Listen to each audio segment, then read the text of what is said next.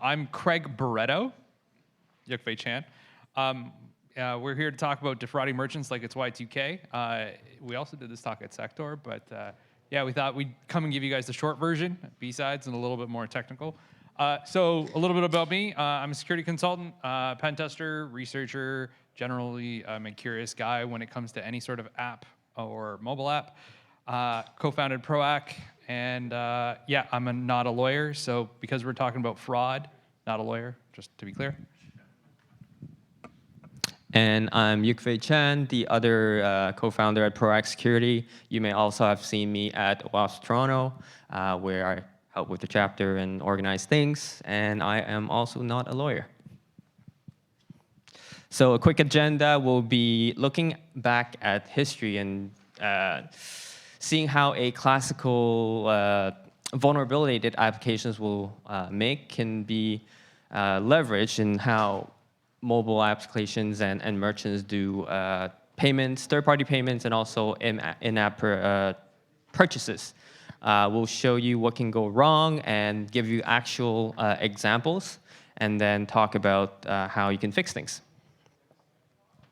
So looking at what I guess applications used to do when it was year 2000 for an e-commerce platform. So you'd have the customer and then a merchant. So the website, you would visit their e-commerce website, and they will give you a list of products that you can purchase and the price for each.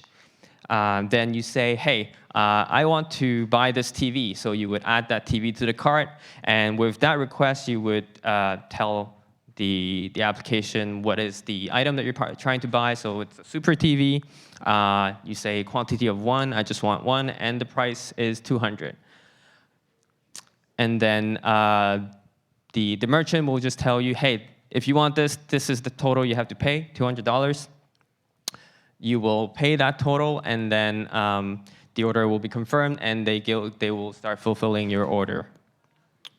I guess, to the audience, what can go wrong here? Price. That's right. Client-side validation. Well, yes, you allow the client to supply the value of the price. So what can a bad person do is when they add the TV to the cart, they change the price to something that is lower, $5.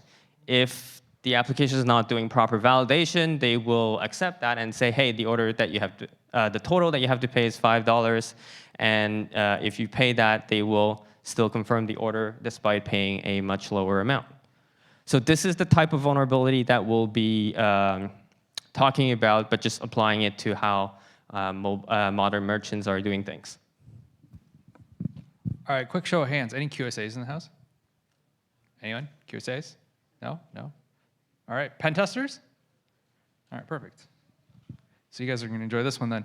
All right, so using third-party payment processors. So if you guys have seen anything like this before, I'm sure many of you have. You've got your customer, your merchant, and then you've got your payment processor. So something like Moneris, Global Payments, you name it.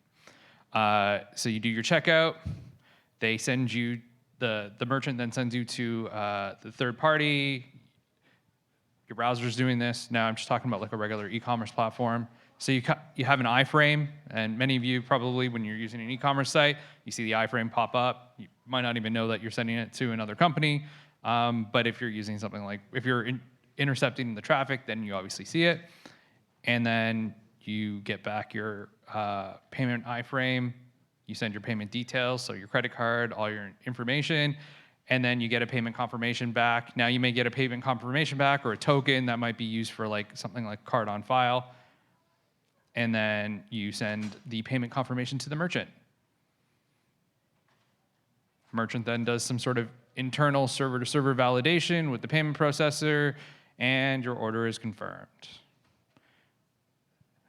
Anyone see where this can go wrong based on the previous history lesson we just gave?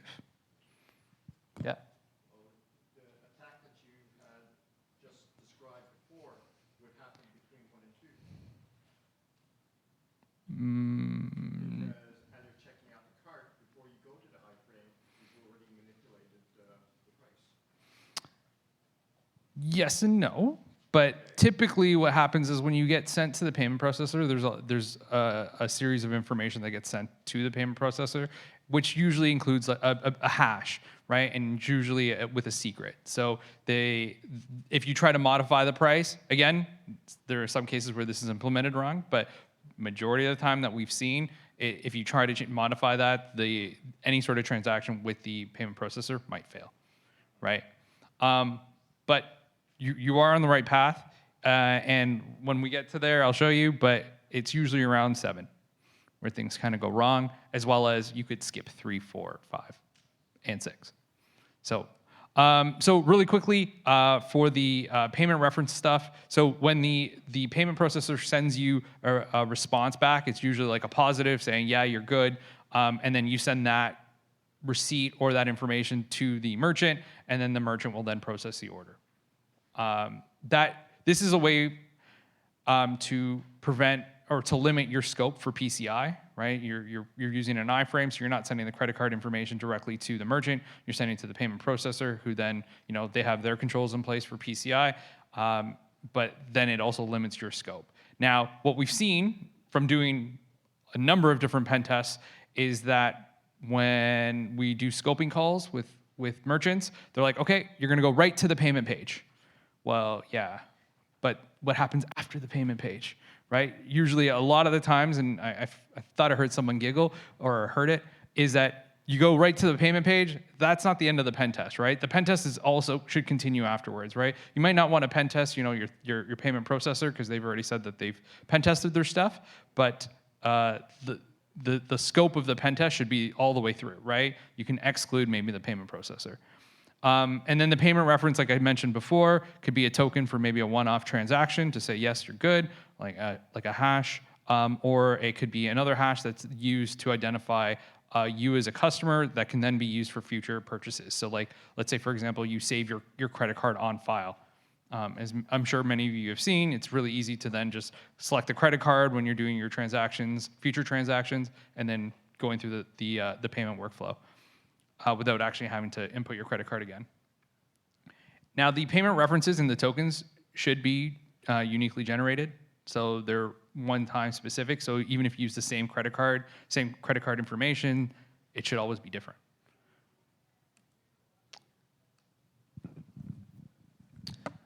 All right. Next, we're going to talk about mobile and-app purchases. So these are purchases that you can do in a merchant's application on iOS or Android, and you would do the payment not directly with the merchant themselves or the app providers themselves, but you would do it with Apple, the App Store, or Google Play. Concept is very similar, where you would request the product information and the app provider will give you that. But when you select in-app purchase, you talk directly with Apple or Google. You would send the payment request to the app distribution platform, and they will process the payment and send you back a receipt or a token. So similar concept as to the payment confirmation or the token with the third-party payment processors. Once the application receives that, they will send that receipt or purchase token back to the app server. They should do their own validation, and then once that's done, they will deliver the purchase content or grant the entitlements.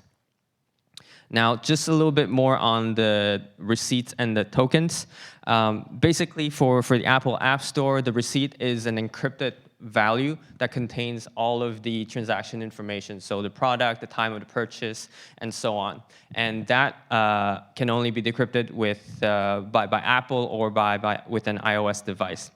Yeah, so for in-app purchases, the receipt contains the record of the sale, and it can be for a one-time consumable, or it can be for a subscription. So think of, let's say, a game on an iOS device where you can buy some additional tokens or credits, or you can have like a professional membership that you pay for, and you pay for that every month or every year.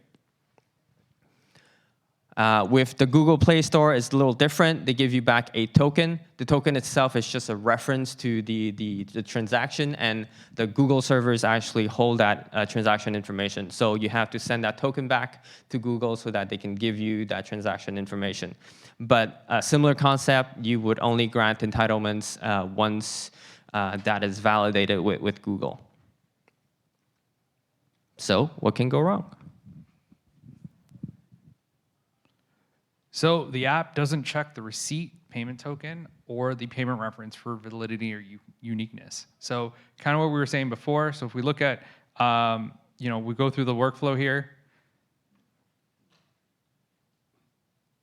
you're essentially skipping the payment part. So you're going down, you're going to the iframe, and then what you do, so if you look at 1, 2, so you're getting sent to the third party, the browser then requests the iframe from the third-party payment processor, and then you skip it entirely, right? Now you can usually do this through Burp, right? And it's usually very helpful if you do this transaction once, because then you can see the entire workflow. But then on subsequent requests or subsequent attempts to go through the workflow, you can then just skip it and go straight to number 6. So a lot of the times what we'll see is you'll see like a payment settlement or a payment confirmation request that gets sent after the payment processor. So when the payment processor sends you the response that says, yeah, you're good, then the request that gets sent to the merchant just says, yeah, my transaction was good, here's the information.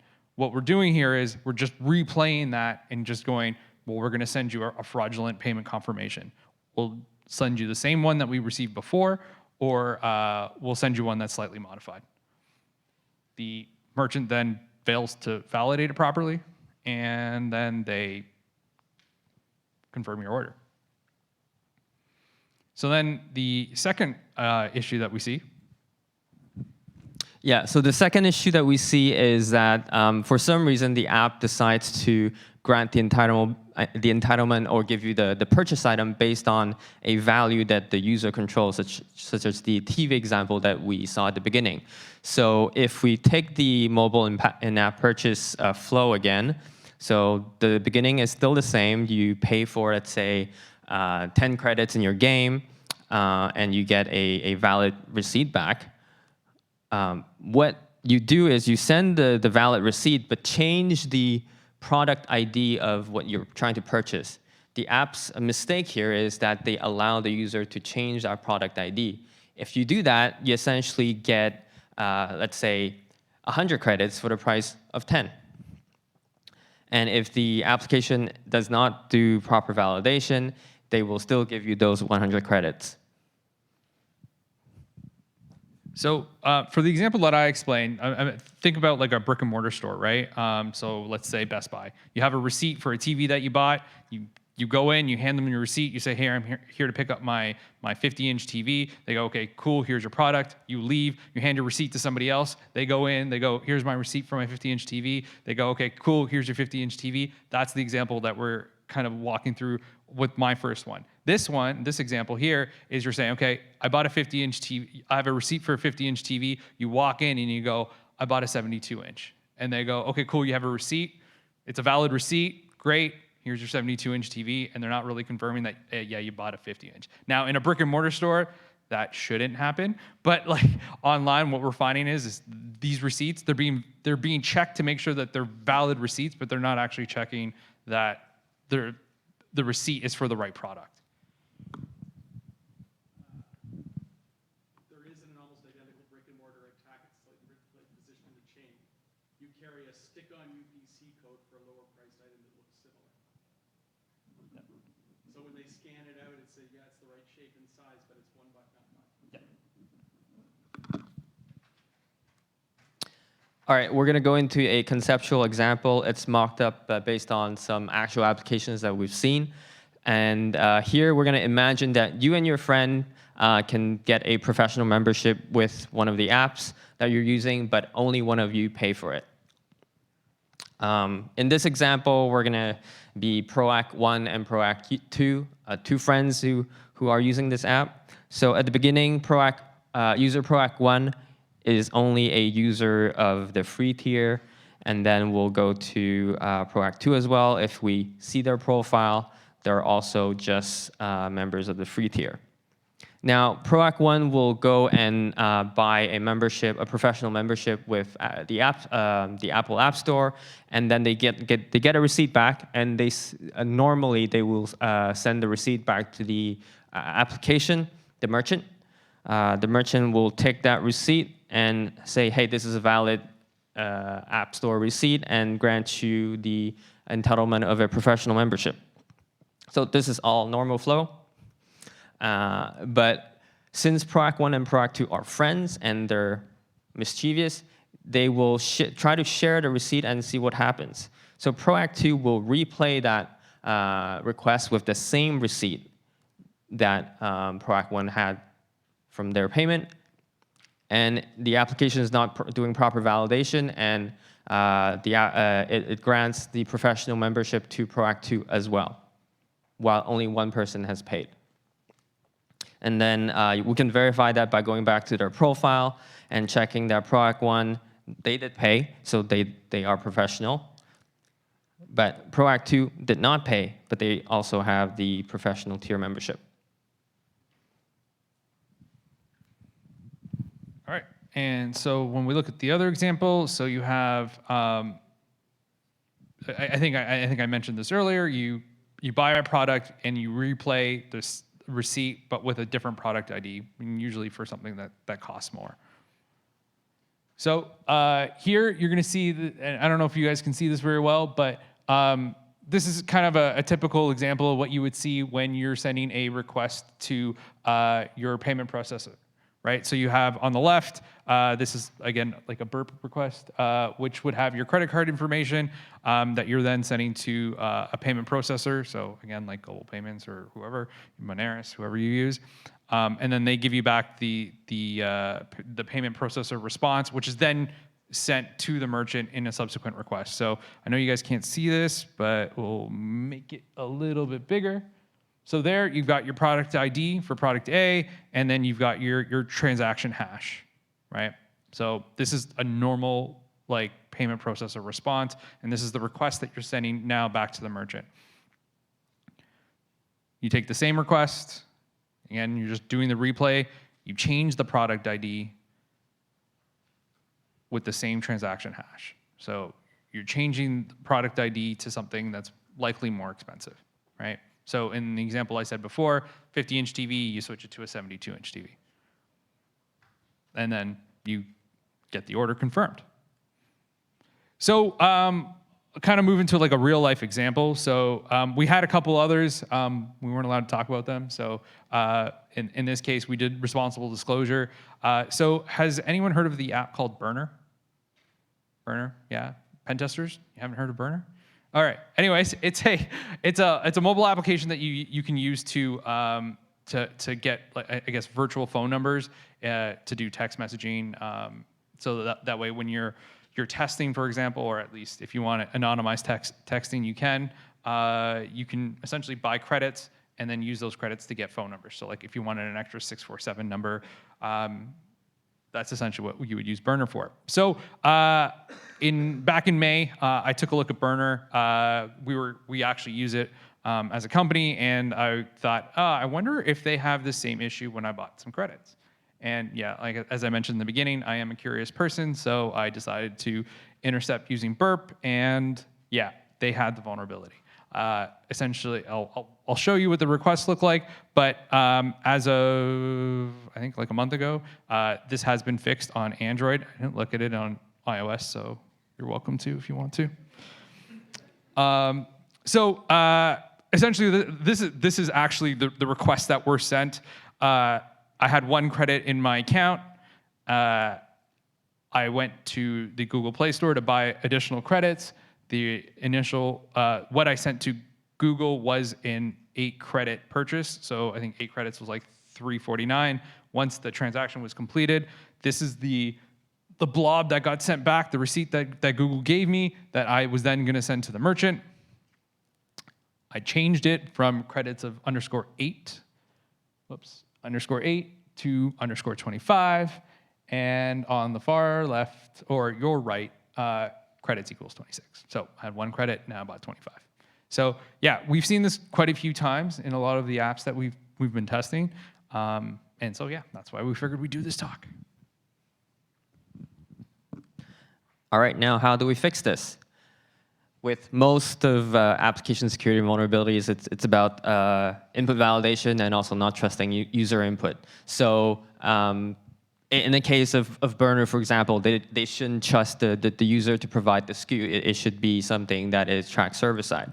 And then you want to do validation, validation, validation. If you receive a payment token or an App Store receipt from Apple or the payment processor, you need to, one, validate that it's unique, and also check that the transaction information matches what you have on the back end. And there are some guidelines and best practices that are provided by Apple, by Google, and the payment processors on how to do that.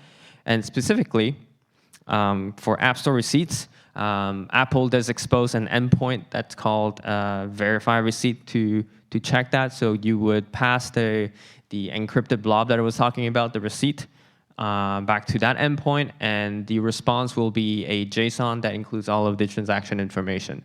And you use that server-side to do the validation to make sure that the purchase is legitimate before you grant the entitlements. And remember that this needs to be done server to server. So don't let your mobile app do that, because as we know, users will manipulate the request and tamper with things. Hacker's going to hack.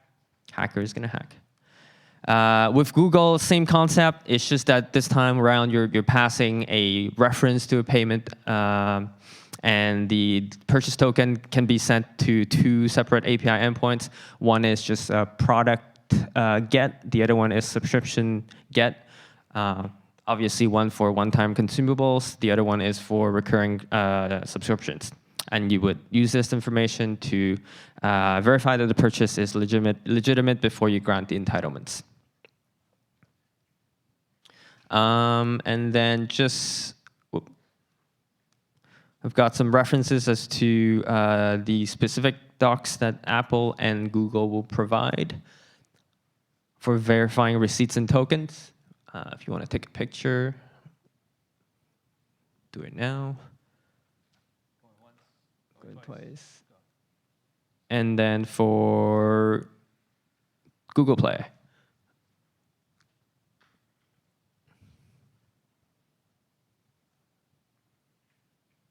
All right. That concludes our talk. Any questions?